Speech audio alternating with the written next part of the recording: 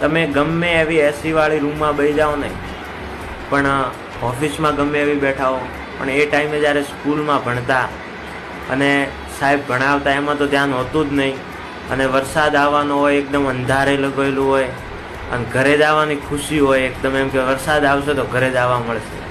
ઘરે જવાનું એટલે લેસનનું કાંઈ ટેન્શન નહીં, બીજા દિવસે વરસાદ ઊભો રહે તો આવવાનું. એ ટાઈમ એવો મસ્ત હતો ને એકદમ.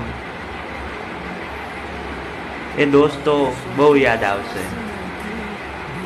રસ્તામાં મસ્તીઓ કરતા કરતા જવાનું, પાણીમાં પલળી જવાનું, દફતર તો સ્કૂલમાં જ રાખવાના, ઉપર લટકાવી દેવાના. બીજા દિવસે વરસાદ ઊભો રહે તો આવવાનું, બાકી આવવાનું કરવાનું નહીં. હાલમાં વરસાદ આવે ને એટલે એ ટાઈમ પહેલાં યાદ આવી જાય છે, અને એ તમારી બાજુમાં બેવાવાળો માણસ સૌથી પહેલાં યાદ આવશે કે એની બાજુમાં બેન કેટલી મસ્તીઓ કરી.